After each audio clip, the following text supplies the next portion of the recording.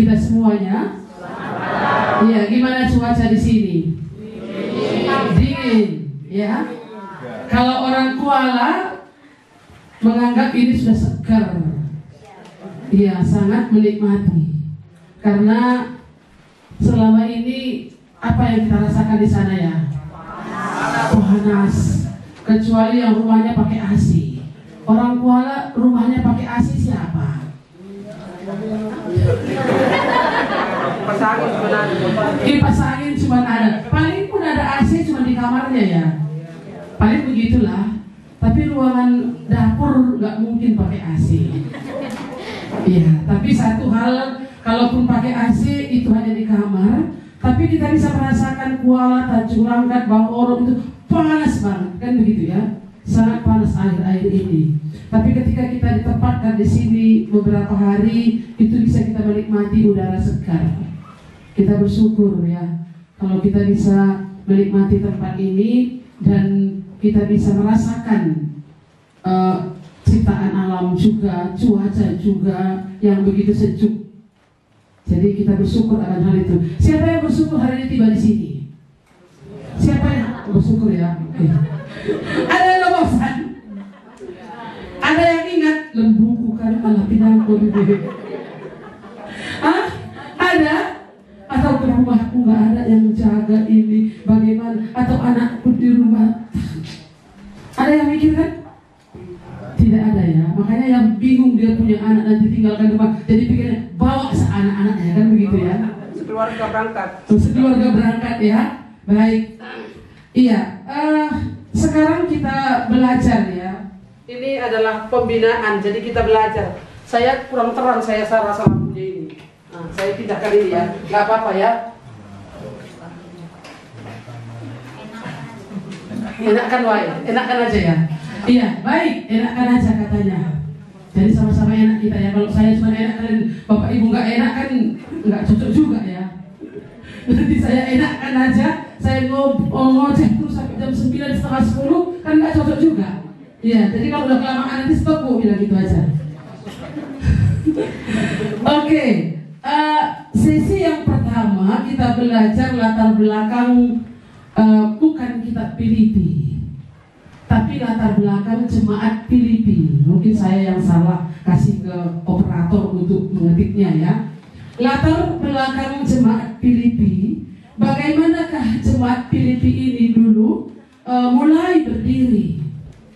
Dan berapa tahunkah jemaat Filipi ini sejak berdiri? Dan apa yang terjadi di antaranya itu sampai kemudian Paulus menyurati mereka? Kalau kita hari ini sepanjang Bible Camp ini kita akan belajar dari surat Filipi, surat Paulus kepada jemaat di Filipi. Kapankah jemaat Filipi berdiri? Saya kalau ingat-ingat ini saya mengingat GKMI Aletheia Kuala itu berdiri kapan ya? Saya yang tahu sejarah. Mungkin ada juga hamba Tuhan yang lain juga tahu. Mama Nadia tahu, Ibu Marina tahu. Mungkin Bapak Ibu saudara-saudara apalagi yang baru bergabung mungkin nggak mengerti kapan ya mulai ada. 30 Maret 1997 kami memulai dengan 4 orang. 4 orang, saya, Ibu Teti, 2 siswa kami SMA Negeri Kuala waktu itu yang berlatar belakang agama Katolik, dan mereka lah yang mengusulkan, Bu, buat saja ibadah minggu, kami mau bergabung kemari. Itulah cikal bakal yang awalnya. Tapi hari ini mereka tidak ada lagi di GKMI. Tapi gak masalah.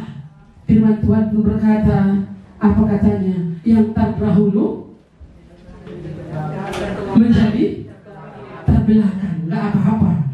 Yang penting dimanapun dia, nggak apa-apa. Tetap dia punya persekutuan dengan Tuhan dengan baik. Itu yang menjadi doa kita.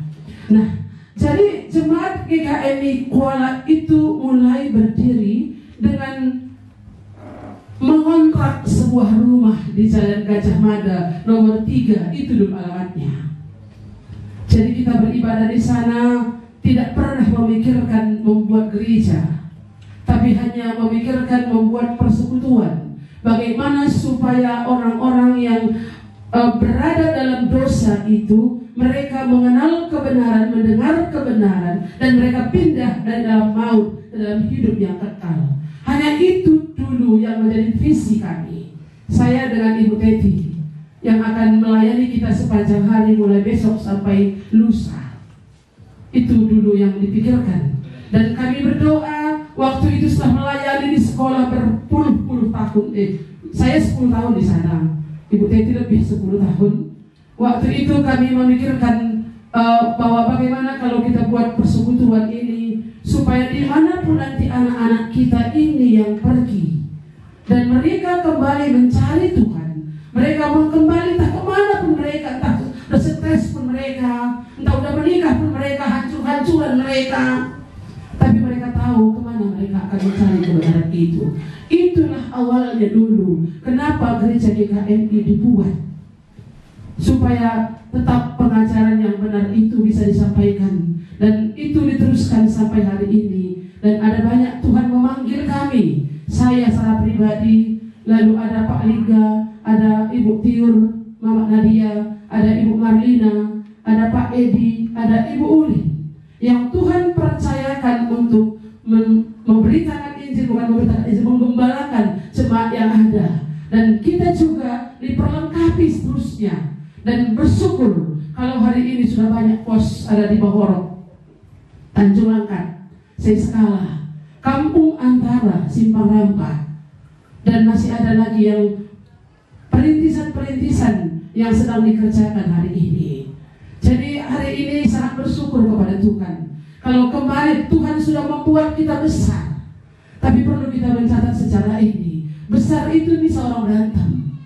Besar itu anak yang besar bisa berantem. Kalau bayi nggak berantem. Kalau bayi masih bisa diatur oleh ibunya. Tapi ketika dia besar, anak itu mengambil keputusan sendiri, anak itu bisa sendiri. Tapi bagaimana kalau kita kembali kepada apa yang pernah dulu diajarkan Bapak kita? Kita tidak akan berantem. Jadi kita pun kembali kepada bagaimana Tuhan memanggil kita, bagaimana Tuhan menyelamatkan kita pribadi lepas pribadi, satu di dalam Tuhan. Jadi saudara-saudara, Bapak Ibu yang dikasihi oleh Tuhan, kami memikirkan, kami menggumulkan sebagai hamba Tuhan, apa yang mau kita buat untuk jemaat ini. Kami putuskan waktu rapat kami, kita buat Bible Camp pembinaan, berharap supaya orang-orang jemaat Tuhan ini yang sudah bertobat, mereka bisa dibina kembali, mengingat kembali sejarah bagaimana mereka diselamatkan oleh Tuhan. Itu tujuan kami. Dan bagaimana setelah mereka diselamatkan oleh Tuhan, apa yang mereka mau buat untuk Tuhan sebagai orang yang sudah diselamatkan oleh Tuhan. Jadi kami memikirkan apa buat temanya. Sepakatlah kami waktu itu. Apa tema kita? Mari kita lihat. Bagiku hidup adalah Kristus dan mati adalah keuntungan. Ini akan kita mulai bahas besok dari kitab Filipi. Jadi kita belajar dari kitab Filipi, tapi saya akan menyampaikannya secara berdirinya jemaat Filipi. Mari kita lihat Kisah Para Rasul pasal yang ke-16. Ya, saya berharap kita bisa menyimak dan kita bisa mencatat apa yang bisa saya sampaikan. Iya, saya nggak buat PowerPoint hari ini, tapi saya berharap kita bisa menyerapnya, ya.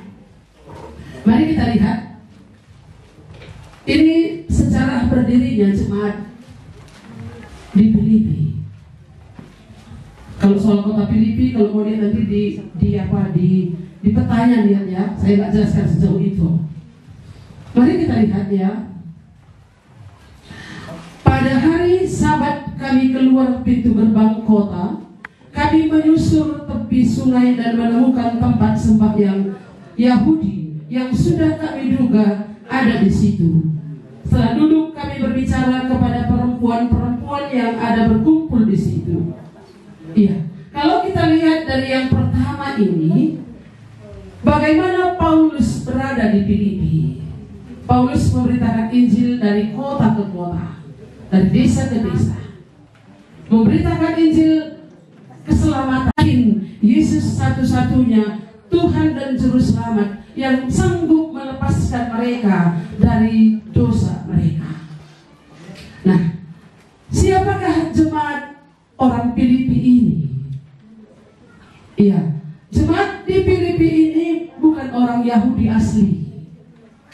Sebagian ada orang Yahudi, karena kalau kita lihat dari sini tadi bahwa ada tempat sembahyang Yahudi, tempat sembahyang bukan sinagogi, bukan bait Allah, tapi tempat sembahyang mereka yang ada bukan di kota itu sendiri, tapi di luar daripada itu. Sehingga kalau kita lihat di sana, mungkin ada orang Yahudi yang sudah Kristen juga ada di situ. Latar belakangnya di sana, mereka itu adalah budak-budak Romawi, dan mereka itu adalah mantan daripada veteran dan sebagainya itu. Mereka tidak mengenal Tuhan. Mereka adalah penyembah berhala. Mereka itu juga adalah ahli-ahli tenung, guru, pedewel-dewel, kan gitu kira-kira ini ya. Iya. Orang tukang-tukang sihir. Mereka sering buat pertunjukan di sana, tukang-tukang sihir itu. Lalu kemudian ada banyak pengikutnya. Bahkan mereka juga memiliki sejarah ataupun latar belakang. Pekerjaan mereka adalah itu, dan memperkerjakan orang lain juga untuk mendapatkan masukan uang dari sana, supaya untuk menambahkan hasil pekerjaan mereka. Ini latar belakang hidup orang Filipi ini. Ketika Paulus masuk ke sana sebagai pemberita Injil, Paulus masuk ke kota itu, dia melihat ketika dia masuk ke rumah sembahyang orang Yahudi. Setelah duduk, kami berbicara kepada perempuan-perempuan yang berkumpul di situ. Jadi ada perempuan-perempuan yang berkumpul. Perempuan-perempuan ini dimanapun ngumpul ya. Tapi saya lihat laki-laki juga ada ngumpul. Tadi laki-laki juga ngumpul di sana di warung kan. Mereka sudah pesan kopi, sudah mereka pesan gorengan. Iya. Tapi kalau mereka kumpul, disitulah Paulus datang. Seorang perempuan itu bernama Lydia turut mendengarkan. Ia seorang penjual kain ungu dari kota Tiatira yang beribadah kepada Allah. Nah, ini dia sudah mulai beribadah kepada Allah. Tapi apakah dia memiliki pengenalan yang benar akan Tuhan Yesus? Apakah dia sungguh-sungguh sudah diselamatkan? Apakah dia sungguh-sungguh memiliki keyakinan dosanya sudah diampuni? Ini perlu kita lihat. Mereka beribadah. Perempuan itu penjual kain ungu. Kain ungu itu mahal ya, kira-kira itu ya. Pasti mahal.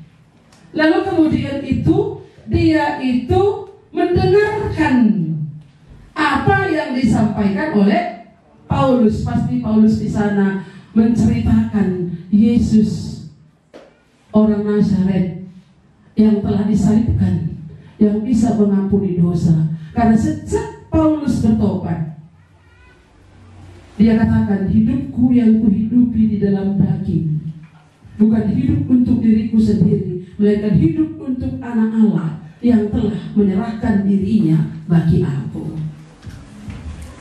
Itu yang menjadi misi daripada Paulus. Dia itu mau memberitakan Injil kepada bangsa-bangsa lain, bukan hanya orang Roma dan bukan hanya orang Yahudi, tapi semua orang. Makanya dia bergerak dari kota ke kota, dari desa ke desa itu. Bagaimana caranya supaya Injil keselamatan itu bisa disampaikan, bisa diberitakan. Dan sampailah ke kota Filipi ini, bertemu dengan seorang perempuan. Iya, apa yang terjadi di sana? Tuhan membuka hatinya, sehingga ia memperhatikan apa yang dikatakan oleh Paulus. Tuhan membuka hatinya. Kapan Tuhan membuka hati Bapak dan Ibu? Pernah kamu ingat? Pernah saudara ingat kapan Tuhan membuka hati itu? Kami banyak perjalanan penginjilan di Langkat Hulu ini. Ya, sejarahnya itu panjang. Bagaimana kami bergerak ke kampung Antara, bagaimana kita lewat Tambunan. Ini Mama Nadia, Ibu Marlina lewat Tambunan, kadang-kadang pakai chicken. Chickennya nggak bisa dimakan. Iya, nggak bisa terbang juga. Bukan chicken nugget, bukan pet chicken juga, tapi chicken eating. Mini, nodong, tongkat. Mungkin Kesia nggak tahu apa chicken, karena nggak tahu kan chicken apa kan? Nggak tahu dia chicken. Makanya saya jelaskan. Chicken itu tongkat. Semalam Karo Bram bilang gini, turunin tongkatku Nai. Sudah mulai dia merasakan butuh tongkat. Selama ini saya bilang, Karo tuh tongkat duwe, ya lah padahal masuk dalam aku. Tapi mau bebelkan semangat dia. Telepon di Mama Dika Nai, lah turunin tongkatku. Tadi tongkat baru dia ya kan Karo? Chicken perlu tongkat. Jadi dulu Mama Nadia ini belum jadi nenek dia sudah butuh chicken. Saking susahnya jalan ke kampung Antara itu dulu dalam sejarah pemberitaan Injil. Dan kemudian ada orang kampung Antara itu yang membuka hatinya. Ini kami merasakan ada sukacita yang besar. Nang tanggrina singalak-ngalak Jadi mereka bertobat dan begini. Nang tang singalak-ngalak kami. Tapi dia kamu sedia kok. Kalau kamu iya, kalau begini beratnya badan saya ini, kalau ada orang bertobat bisa aku lompat. Sakit girangnya, belum lagi malaikat di surga. Makanya waktu itu kurasa Paulus ini lompat dia ini. Waktu Tuhan membuka hati si dia itu, pasti dia nyanyi. Apa lagunya kira-kira dia? Dia girangkanku gitu. Apa lagunya kira-kira? Apa lagunya Bu Marina kira-kira? Terima kasih. Terima kasih. Kan Ibu Marina kan belum ada. Kalau mau ngobrol sekali lagunya apa katanya? Terima kasih Tuhan. Atas kasih. Iya. Jadi mari kita bersyukur akan hal itu. Paulus ini sangat bersyukur. Bagaimana apa yang disapa? Lydia, Tuhan membuka hati Lydia. Bukan Lydia yang membuka hatinya, tapi siapa? Tuhan yang membuka hati Lydia sehingga percaya kepada berita keselamatan dalam Kristus Yesus yang disampaikan oleh Paulus. Bukan hanya Lydia yang berbahagia, Paulus pun ikut berbahagia. Malaikat di surga apalagi bersorak-sorai. Jadi kalau kita bertobat bersorak-sorai malaikat di surga ya. Iya. Sehingga ia memperhatikan apa yang dikatakan oleh Paulus. Sesudah ia dibaptis bersama-sama dengan seisi rumahnya. Ini lagi yang paling mantap. Seisi rumahnya. Saya kalau berbicara harus minum, maaf ya. Ini iklannya. Karena suara saya nggak cukup kalau memang nggak minum.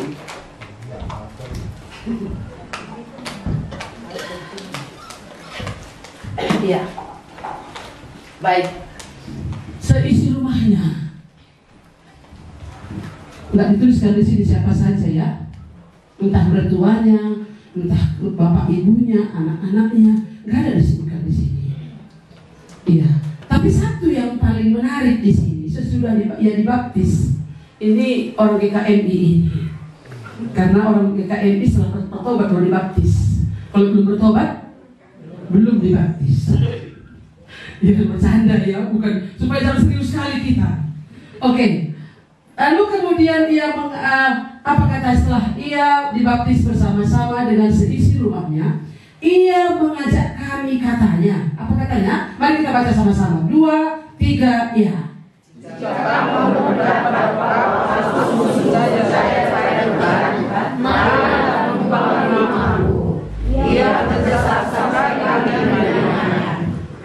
Waktu saya pernah ke kampung Antara, setelah jemaat berdiri di sana, saya bertemu. Lalu Masa saya tanya dia, kamu mungkin kalau kenal Tuhan Yesus baik? Itu pertanyaan saya. Dia bilang bagaimana coba jawabannya? Gua ini agak kira-kira mungkin dia jawab, menurut Bapak Ibu mungkin dia jawab itu belum atau sudah atau lakutah. Tapi dia nggak jawab begitu. Kampetan dulu aku bertobat mau talangin. Iya, kamu pun tahu kampetan dulu aku mau bertobat talangin. Karena aku tahu dia memang belum bertobat waktu itu kan, belum memang gitu. Tapi dia tahu. Jadi Bapak Ibu saudara-saudara dikasih oleh Tuhan, Lydia ini bilang sama Paulus, apa katanya? Jika kamu berpendapat bahwa aku sungguh-sungguh percaya kepada Tuhan, marilah menumpang di rumahku. Sangat berkemurahan. Orang percaya itu berkemurahan. Kalau orang sudah bertobat gak cilik, berkemurahan. Ya, marilah menumpang di rumahku. Ya, pancing itu tumpangi rumah do.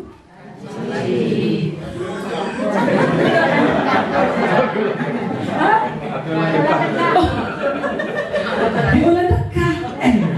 Salah minggu menjauh ini.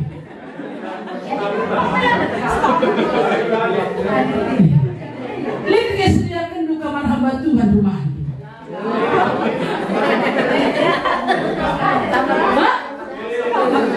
Galang badu rumah itu. Simbilang akan kadenya. Jabudu. Gelarut pagi anak ruku, rut pagi kali bukuku. Resahu pagi anakku. Sikap tak berguna. Sadar hari mati pagi kamu. Saya ingat dulu Bapak John bilang gini waktu dia masuk rumah baru. Kalau saya ingat rumah ini, katanya seperti hari ini kita duduk bersama. Saya bayangkan nanti satu saat juga. Tapi kalau dapat bagaimana? Udah kacau segini lah katanya kan. 18 segini lah katanya. Iya. Tapi satu hal yang kita lihat di cerita di Lydia ini, apa katanya? Mendesak. Iya. Marilah menumpang di rumahku. Ia mendesak kami menerimanya. Ada sesuatu yang baru. Dalam diri orang percaya itu ada sesuatu yang baru dalam hidupnya. Tak apa yang baru, tapi yang pasti karakternya itu berubah. Ada yang baru, yang dulu mungkin celik tidak menjadi celik lagi, berkemurahan. Pada suatu kali ketika kami pergi ke tempat sembahyang itu, kami bertemu dengan seorang hamba perempuan yang mempunyai roh tenung. Roh tenung ini bahasa Korea. Tukang sihir, tukang tapas-tapas mah. Dukun. Iya. Apa? Guru silaso. Enggak tapi guru silaso. Dengan tenungannya, tuan-tuannya memperoleh penghasilan besar. Berarti ada anggotanya ini. Dia sudah kepalanya, ini ada anak buahnya, budaknya, iya. Dia memperoleh penghasilan besar. Berarti ada restorannya ya? Iya, pekerja-pekerja itu punya setoran berapa satu hari, kan begitu ya kira-kira ini. Paulus dan kami ia mengikuti Paulus dan kami dari belakang sambil berseru katanya, orang-orang ini adalah hamba Allah yang maha tinggi. Jangan salah, iblis juga tahu siapa Paulus. Dia adalah hamba Allah yang maha tinggi. Mereka memberitakan kepadamu jalan keselamatan. Benar? Iblis juga pada khotbah loh. Suruh kamu sekata dia tak menginsili kamu nih. Ceritakan dia mengatakan, aku nak dari laut nih. Iblis kan bilang, aku nak pandai jalan di buka. Jadi bukan tiru itu sini ya. Nah, tetapi ketika Paulus tidak tahan lagi, apa katanya? Hal itu dilakukannya beberapa hari lamanya. Jadi waktu Paulus memberitakan Injil itu ada tantangan, ada yang merusak, ada yang mengganggu. Orang-orang yang memiliki roh tenungan itu mengganggu dia, mengikuti dia dalam pekabaran Injil. Jadi adakah dalam pekabaran Injil ini ada iblis yang sedang bekerja? Ada. Jadi ini tadi diikuti dia, dan Paulus tidak tahan lagi. Tetapi ketika Paulus tidak tahan lagi akan gangguan itu, ia berpaling dan berkata kepada roh itu, demi nama Yesus Kristus, aku menyuruh engkau keluar dari perempuan ini. Seketika itu juga keluarlah roh itu. Jadi ada sejarah latar belakang jemaat di Filipi ini. Latar belakangnya mereka adalah penyembah berhala, sama dengan kita. Mereka adalah budak. Mereka itu adalah orang yang tidak mengenal Yesus Tuhan dan Juru Selamat, sekalipun mereka adalah orang yang pernah beribadah kepada Allah, tapi dalam tanda kutip. Saya mengingat setelah saya bertobat itu, Tuhan memang taruh dalam hati saya, beritakan Injil kepada siapa. Yang pertama adalah kepada mereka yang giat untuk Allah tanpa pengenalan yang benar, sekalipun mereka belum sudah beragama. Giat untuk Allah, rajin beribadah. Saya orang yang rajin beribadah, seperti yang sering saya saksikan. Rajin beribadah, rajin memberi persembahan, rajin ikut kumpulan orang Kristen. Di mana-mana kumpulan saya hadir di situ. Saya dulu pernah waktu masih muda pergi ke Mencuah-Cuah, melewati jalan yang sulit kali. Hari ini sekalipun sulit jalan ke Mencuah-Cuah itu kan masih bisa Gedang 2 ya. Lewat Tambak pun bisa, Bulu Duri bisa, lewat Telaga, lewat Bunga Linte pun bisa, tapi naik Gedang 2. Kalau kami dulu cuma 2 jalannya. Satu Bukit Pikir-Pikir, satu Tangga Bego. Ini jalannya Makassar maka Mencuah-Cuah.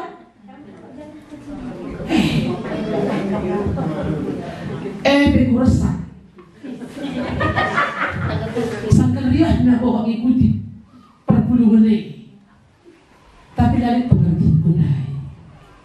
Makanya saya rindu Tuhan, betapa banyaknya orang-orang yang giat tanpa pengenalan yang akan benar akan Tuhan. Giat beribadah, giat untuk Allahnya, giat persekutuan, tapi tanpa pengertian yang benar. Makanya saya melayani orang Kristen. Sekalipun orang bilang mencuri domba, saya melayani orang Kristen. Gak peduli.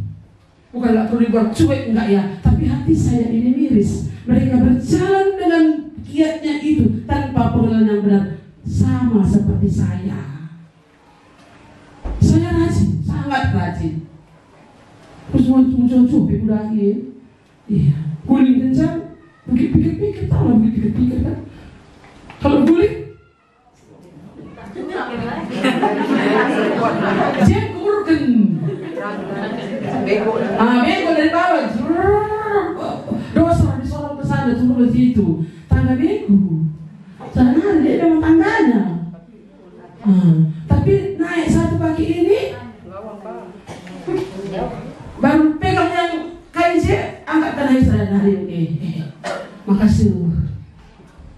Jadi kalau saya mengingat Paulus ini jauh lebih sulit dibandingkan dengan apa yang tadi kerjakan. Tapi satu hal yang paling syukuri di sana, kalau hari ini Bapak Ibu sudah bertobat menerima Tuhan Yesus, betapa malaikat Tuhan bersorak-sorai, dan tidak cukup hanya itu. Jemaat Filipi seperti Paulus, seperti Lydia tadi, berkemurahan, bahkan mereka mendukung pelayanan Paulus. Mereka mendukung secara finansial. Mereka juga berdoa untuk pelayanan Paulus. Mereka mendukung lewat dana juga. Apalagi yang dilakukan oleh Paulus ketika dia di Filipi. Kalau kita lanjutkan ini, boleh Bapak Ibu baca nanti di rumah. Bagaimana dia juga orang kepala penjara di Filipi itu pun diselamatkan. Dan seisi rumahnya diselamatkan oleh Tuhan. Ada jemaat, berdiri jemaat karena ada orang bertobat di situ. Iya, ada orang bertobat di situ. Berdiri jemaat, ada orang bertobat di sana. Jadi kalau kamu yang sudah bertobat di situ, kamulah mendirikan jemaat itu. Di atas batu karang ini aku mendirikan jemaatku, kata Tuhan Yesus. Kepada siapa? Kepada Petrus. Kenapa Tuhan Yesus bilang sama Petrus begitu? Menurut kamu, siapakah aku ini? Kata orang, itu kata muridnya kan? Kata orang, kamu Simon Petrus, Simon, menurut kamu siapakah aku ini? Apa kata Simon Petrus waktu itu? Engkau adalah Mesias, anak Allah yang hidup. Pengakuan itu, imannya, Yesus adalah anak Allah yang hidup. Yesus itulah Mesias yang ditentukan, yang diurapi, juru selamat itu. Siapa yang menaruh itu? Tuhan membuka hati Petrus. Tuhan Yesus berkata apa? Di atas batu karang ini aku mendirikan jemaatku. Ada banyak orang-orang bertobat di Filipi sehingga berdiri jemaat di. Kalau dilihat sejarahnya, jemaat Filipi ini berdiri sekitar tahun 57 sampai jemaat Filipi ini berdiri sekitar tahun 40-an ya. Saya catat dari situ, coba saya lihat sebentar ya. Sekitar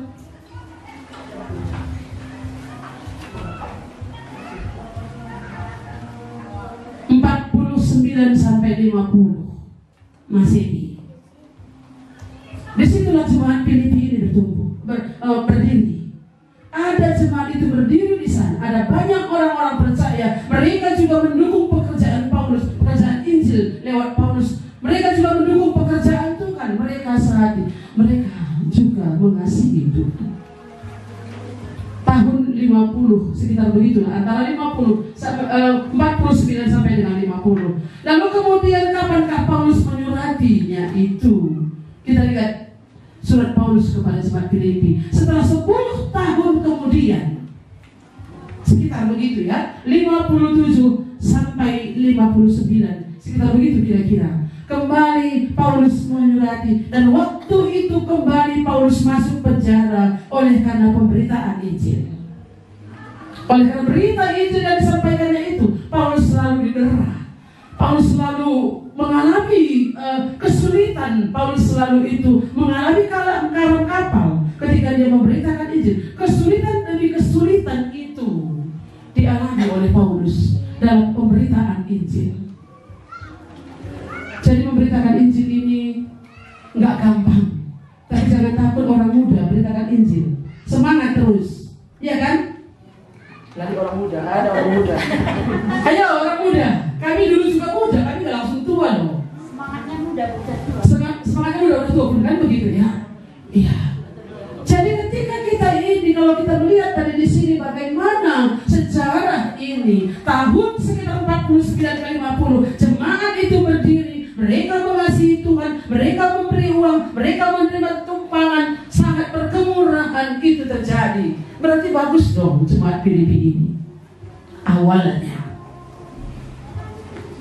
Apa yang terjadi seiring dengan waktu? Orang Jawa, maksud saya dari Pulau Jawa, Jakarta dan sekitarnya. Hati-hati kalau ke Medan. Nanti kamu ditanya bertobat tahun berapa? Apa ayat pertobatanmu? Sampai mereka berkata begini, kami kalau pergi ke Sumatera Utara itu mengalami ketegangan otak. Iya, tegang kami loh, dibilangnya sama pendetanya. Karena orang-orang Sumatera Utara itu bertanya, kapan bertobat? Sudah bertobat? Sudah. Kapan? Apa ayat pertobatannya? Sehingga mereka itu tegang gitu ya. Gimana ini? Itu yang mereka katakan di sana. Maka bagi mereka orang Sumatera Utara sampai hari ini terkenal dengan gak perlu hamba-hamba Tuhan yang datang kemari. Kalau kalian ke Medan, ke Sumatera Utara, gak perlu cerita tentang penginjilan. Makanya Pak Sionari waktu itu datang, dia mengajarkan tentang doa. Tetaplah berdoa. Karena itu memang kita kurang. Berdoa memang kurang. Iya. Kalau penginjilan semangat, udah bertobat? Dah. Ini ayatnya, begini, mantap, bersaksi. Tapi seiring waktu, seiring dengan situasi yang ada, seiring dengan pertambahan usia kita, apakah kita tetap akan memiliki iman yang berkobar-kobar? Ini ada Bu Damelia, dulu panggil Miss ya, sekarang panggil Ibu Damelia. Ada Bu Marlina, ada Mama Esther, itu generasi di bawah kami. Mereka itu kadang-kadang pergi ke Medan cari membagi traktat naik PS. Atau mungkin gini, kami dulu sengaja bertandang ke rumah kawan kami. Ecek-eceknya, bukan ecek-eceknya ya. Gini, bantu masak ataupun bikin makanan, masak-masak atau masak Indomie pun gak apa-apa, supaya punya kesempatan untuk menceritakan Injil kepada kawannya, teman-teman mereka. Bahkan mereka berjuang itu untuk entah apa, uang jual lipstik lah, jual apalah, supaya Bible Camp tahun depan nanti ada orang yang diajak. Kalau nggak ada uangnya, dia sudah punya tabungan, punya perjuangan untuk jiwa-jiwa. Ini cikal bakal GKMI Aletheia Kuala. Jadi saya berharap Bapak Ibu Saudara-saudara, teruskan apa yang pernah dirintis. Teruskan untuk berita Injil yang sudah pernah disampaikan, yang sudah pernah saudara dengar itu. Sekali kami belum pensiun. Walaupun saya pensiun, saya tak mau pernah pensiun untuk melayani. Memberitakan Injil tak pernah pensiun. Tapi bagaimana dengan Bapak Ibu Saudara-saudara yang masih muda ini? Apakah saudara siap untuk meneruskan pekerjaan ini? Iya. Bible Camp ini orang muda ini bisa panitianya loh. Kan bisa tahun depan bisa arti. Ayo kita bikin Bible Camp pemuda. Kita rekrut pemuda di Kampung Antara, rekrut pemuda di Kuala, rekrut pemuda di Tanjung Langkat, Bahor dan sebagainya. Ayo kita buat Bible Camp pemuda, menjangkau jiwa. Di mana kawan kalian? Kawan kalian main bulu tangkis. Kalau bulu tangkis ya. Kawan kalian itu mancing, kalau yang mancing. Kawan kalian sekolah, sebangku kalian. Ini yang harus diperjuangkan. Sekitar tahun 57 sampai 59 itu, Paulus kemudian menyurati jemaat ini, jemaat Filipi ini. Dari dalam penjara dia menyurati kepada mereka itu, dikatakan dari Paulus dan Timotius, hamba-hamba Kristus Yesus, kepada semua orang kudus dalam Kristus Yesus di Filipi, dengan para penilik jemaat dan diaken. Bukan hanya jemaat, surat itu kepada orang bertobat, dan juga kepada penilik jemaat dan diaken, pengurus gereja, majelis, disurati di sana. Apa yang menjadi surat itu? Kembali mengingatkan mereka akan berita Injil. Hendaklah hidupmu berpadanan dengan Injil Kristus. Berpadanan itu apa? Sesuai. Sesuai ya. Saya mau baca sebentar bahasa Karo. Kalau kita orang Karo ya, tapi nggak apa-apa. Maaf Ibu Marito. Kami akan pakai bahasa ibu kami seketika, sesekali. Ya, Filipi pasal 1.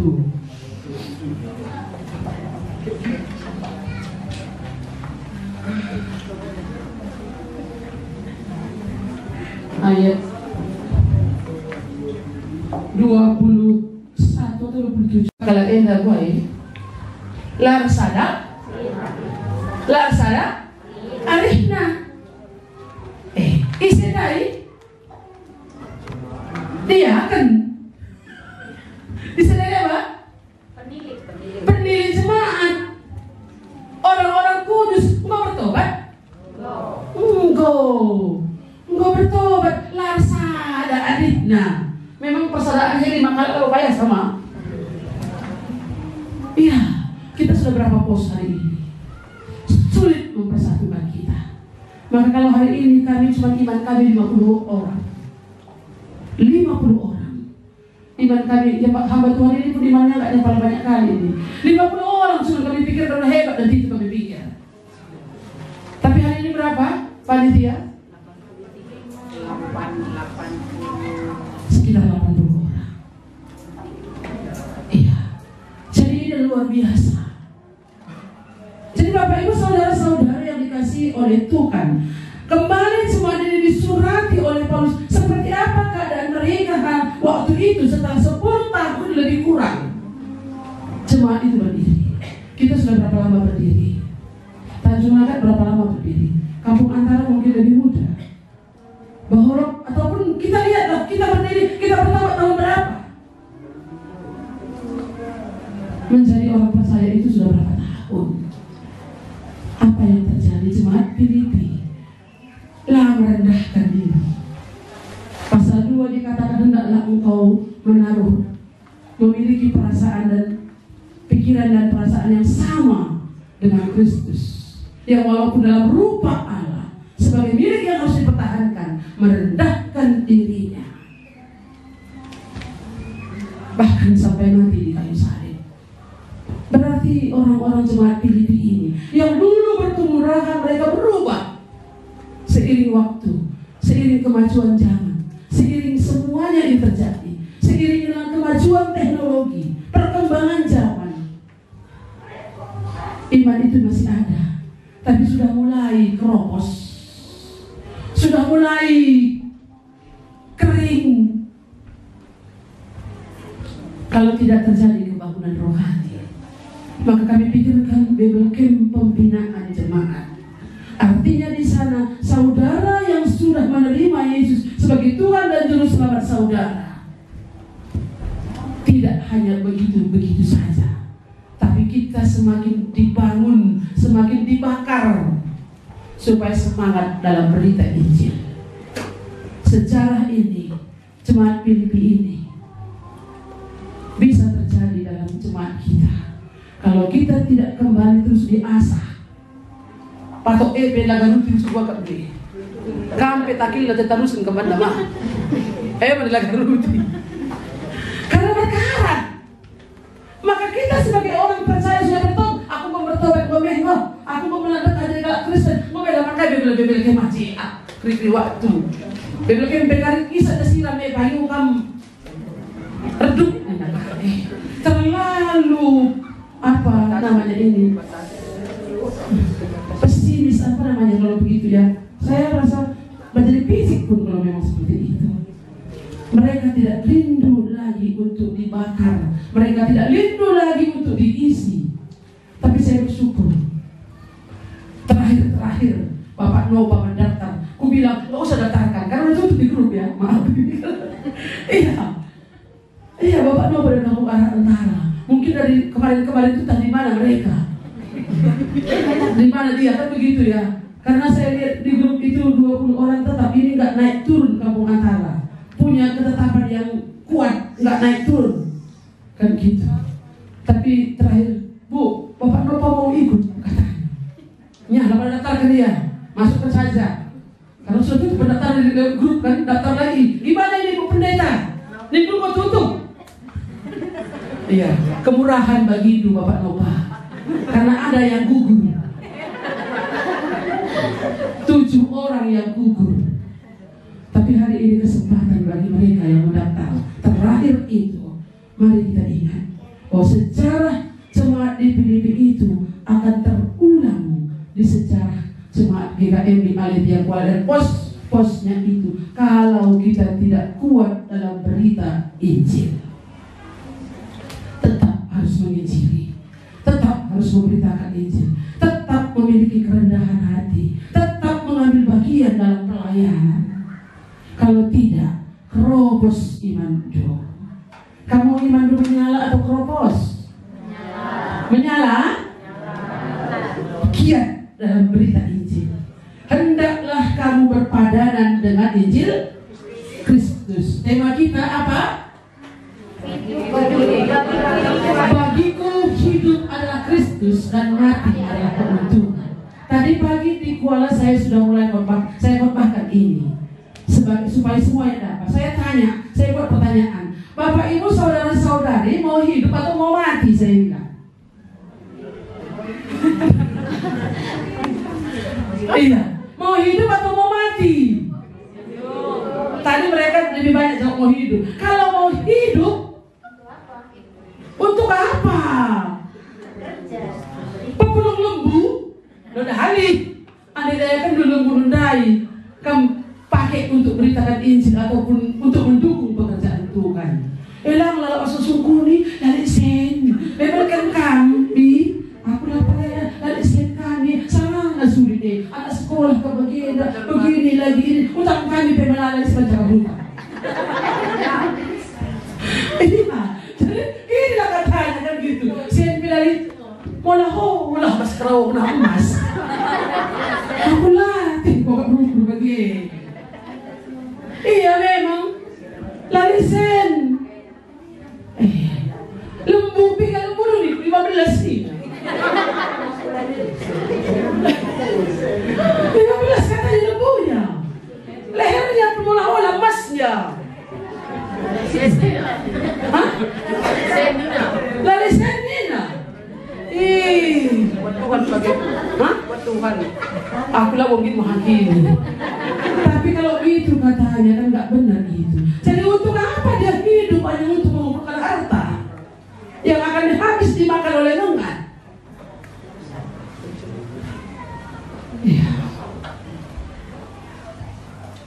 Tadi saya sampaikan di Kuala, teman kami, hamba Tuhan di Kanopan, suaminya sakit kanker. Kami akan berangkat ke Penang, Bu, katanya sama saya, Kak, katanya. Baru jual Innova kami. Langsung jual Innova, kalau penyakit kan? Iya kan? Dari pekabaran Injil mendukung misi lintas budaya. Gak apa-apa. 10.000 pun orang memberi persembahan, saya mengucap syukur kepada Tuhan. Ada 10.000. Bukan nilainya itu loh. Tapi bagaimana hatinya untuk memberi? Tetap bersyukur kepada Tuhan. Ayo kita mau patungan ini, mau renovasi gereja kita ini. Siapkan dulu. Kan gitu ya. Bersyukur ya kita.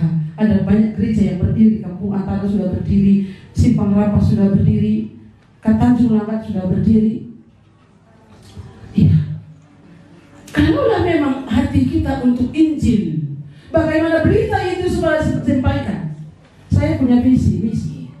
Ya, kalau Bapak Ibu mau ikut, mari.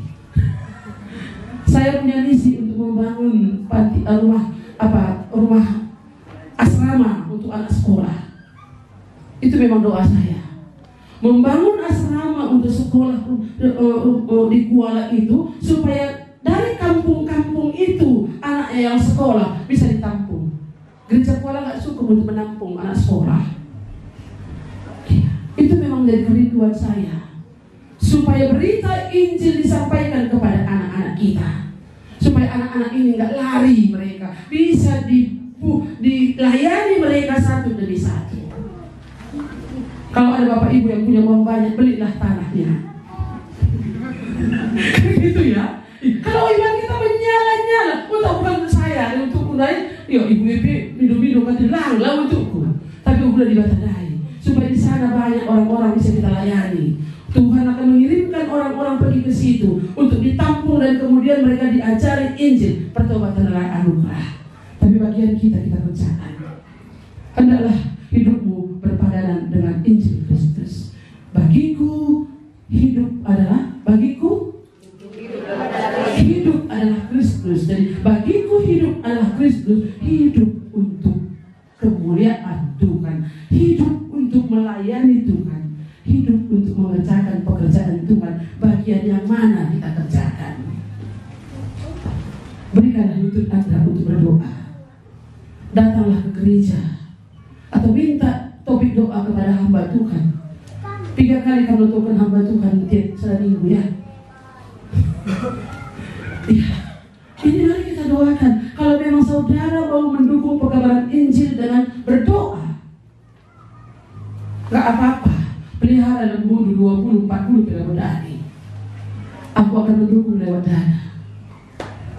Atau aku yang akan pergi memberi diriku, atau akukah yang pergi untuk memberi diriku untuk memberitakan Injil? Atau aku memberikan motif sumber daya manusia, pengetahuanku. Aku akan mendidik anak-anak, lalu kemudian mereka diajari Injil, kuajari pengetahuan umum, kukumpulkan anak-anak itu. Kalau memang saudara punya basic untuk melayani lewat pendidikan, atau pikirkan bagaimana membangun sekolah. Ini banyak guru, semua kita sangat banyak guru. Bagaimana memikirkan bagaimana supaya anak-anak bisa diajari dengan baik. Ini mari kita doakan. Bapak Ibu saudara-saudara yang dikasihi oleh Tuhan, apakah benar hidup bagiku adalah Kristus? Mati adalah keuntungan. Ada nolong kawin kematian untung kami. Melihat kami. Tapi ada dulu dengan aku di batandai. Tapi jika aku masih hidup di bumi ini, berarti aku hidup memberi buah, bekerja dan memberi buah. Inilah orang percaya. Kalau masih hidup, berarti hidup bekerja untuk berita Injil dan memberikan buah-buah kekudusan hidup, buah-buah pertobatan, buah Injil. Itu yang harus kita katakan, dan itu harus kita miliki di sana. Sejarah ini dicatat supaya hari ini kita belajar, supaya tidak kembali seperti sejarah ini di Eropa. Dulu orang-orang Eropa yang mengirim misionari ke Asia, ya kan? Iya, Nomensen dari Jerman. Ada banyak misionaris dari luar negeri, dan dari Belanda, dari Inggris ke Indonesia, membangun gereja di Indonesia. Di Jerman hari ini gereja pada kosong, hanya opa-opa dan oma-oma yang pergi ke gereja. Bolang-bolang harus ngomong mencari ke gereja. Syukur-syukur dibuat untuk acara pernikahan. Itu baru sending loh. Dari mana dari sana Injil masuk ke Indonesia. Tapi hari ini sangat minim. Bahkan mereka nggak mau lagi melahirkan pun. Mereka sangat menjadi banyak di antara mereka yang orang Amerika, banyak yang menjadi ateis. Mereka tidak percaya akan Allah. Mari hari ini, mari kita berjuang supaya Injil Kerajaan Allah semakin disebarkan. Sejarah gereja di Filipi, sejarah jemaat di Filipi, latar belakang hidup ini, mereka dulunya bagus, tapi mereka itu bisa hancur. Mereka mengalami banyak masalah di tengah-tengah jemaat, bahkan juga dalam kota mereka juga ada banyak tengah-tengah gereja mereka ini ada penyunat palsu, nabi-nabi palsu dan lain-lain sebagainya. Itu ada banyak ajaran-ajaran yang aneh-aneh, dan juga ada di antara jemaat itu sendiri yang tidak terjadi kesehatian di sana. Mari Bapak Ibu, kadang-kadang kalau kita masih bersatu, kalau ada dari luar sana kita sanggup untuk bertahan. Tapi kalau sudah di dalam kita ini berita, kalau masalah dari dalam itu paling sulit. Mari kita tetap berjuang, hati kita untuk Injil. Berita Injil harus tetap kita pertahankan. Aletheia itu artinya kebenaran. Kebenaran harus dipertahankan. Kebenaran harus disampaikan lewat hidup kita, siapapun kita. Apakah masih muda? Ada adik-adik masih muda. Yang muda, paling muda Zira, Josephine, tapi dia belum ngerti. Ya. Tapi mari, mungkin anak-anak SMA, Kesia, Septi, yang lain-lain yang masih muda, mereka bisa memahami akan hal itu. Jadi dokter pun gak apa-apa, tapi jadi dokterlah yang sungguh-sungguh menjadi berkat. Dokter untuk menginjili lewat orang-orang sakit itu, sampaikan berita Injil kepada mereka, sehingga mereka katakan apa? Isi dokter yang ini belum pun diobatinya aku sudah sembuh penyakit. Saya punya murid dulu begitu, atau saya dioperasi, dipijitnya kaki saya. Bu, ku pijit kaki ibu ya. Besok aku datang lagi pijit kaki ibu ya, kata. Itu mantan murid saya yang dokter. Ya, jadi mereka, kalau kita beritakan Injil kepada mereka, mereka pasti akan ingat akan hal itu. Jadi Bapak Ibu saudara-saudara yang dikasihi oleh Tuhan, sejarah ini jangan terulang di gereja kita. Apa rahasianya? Kita tetap hidup ini adalah untuk Kristus. dan melayani Dia. Adapun hidupku ini bukannya aku lagi, melainkan Kristus yang hidup di dalam aku. Dan hidupku yang kuhidupi sekarang di dalam daging, hidup untuk anak Allah yang telah menyerahkan dirinya bagi aku. Mari kita berdoa. Tuhan, kami sudah belajar malam hari ini. Biasanya Tuhan sejarah itu akan terulang. Bolehkah kami meminta kepada-Mu, kalau Tuhan yang memulai pekerjaan baik di antara kami, Engkaulah yang meneruskannya. Tuhan sudah memulai pekerjaan baik di tengah-tengah gereja Tuhan, GKMI, Aletheia, Kuala, dan juga pos-posnya. Tuhan, kami berdoa supaya Tuhan menolong kami mencintai Tuhan lebih daripada apapun, mencintai pekerjaan Tuhan lebih daripada apapun, supaya kami tetap berpadanan dengan Injil Kristus. Tuhan mau pakai kami untuk berita Injil itu. Kami berdoa kepada-Mu Tuhan, sekalipun ini sejarah sering terulang, kami mohon kepada-Mu tidak terulang di tengah-tengah jemaat Tuhan di tempat kami. Kami rindu Tuhan, bangkitkanlah semangat kami, semangat untuk Injil itu.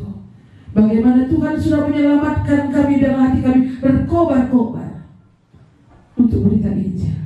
Kami dipakai oleh Tuhan lewat karunia kami. Kami dipakai oleh Tuhan dengan kemampuan kami. Apakah bagian kami Tuhan? Kalau Engkau sudah menyelamatkan kami, kalau kami memilih untuk hidup, berarti kami harus hidup untuk Kristus, bukan hidup untuk dunia ini, bukan hidup untuk diri kami sendiri. Dan kalau Tuhan sudah menyelamatkan kami dan kami hidup sampai hari ini Tuhan, sebenarnya Engkau mau memakai kami. Ini kami Tuhan sebagaimana kami ada. Ini kami Tuhan sebagaimana Engkau sudah menyelamatkan kami. Pakailah kami sesuai dengan karunia yang Tuhan percayakan bagi kami. Kami sungguh serahkan hidup kami. Tolong kami Tuhan, supaya kami tetap setia akan berita Injil itu, tetap berkobar-kobar dalam hati kami. Kami tidak tahan kalau kita tidak memberitakan Injil. Celakalah aku jika aku tidak memberitakan Injil. Itu yang dikatakan oleh Paulus. Biarlah itu juga ada dalam diri kami. Kalau dulu kami gencar, kalau dulu roh kami menyala-nyala, pulihkanlah lagi ya Tuhan. Kalau dulu kami setia melayani, pulihkanlah lagi. Kalau kami dulu betapa kami suka citanya ketika kami bertobat, biarlah terjadi pada diri orang lain lewat berita Injil yang kami sampaikan, supaya lewat hidup kami pun Tuhan ada orang yang bersuka cita karena nama mereka tersurat di surga. Tuhan, terima kasih untuk hari ini, malam hari ini. Berbicaralah kepada kami, kepada hati kami yang paling dalam. Hamba-Mu sudah selesai berkata-kata saat ini. Roh-Mu yang kudus Tuhan meneruskannya kepada setiap pribadi, lepas pribadi yang ada dalam ruangan ini. Berbicaralah Tuhan kepada mereka. Inilah doa kami, supaya setiap kami boleh tetap berpadanan dengan Injil Kristus. Dalam nama Tuhan Yesus kami berdoa. Amin.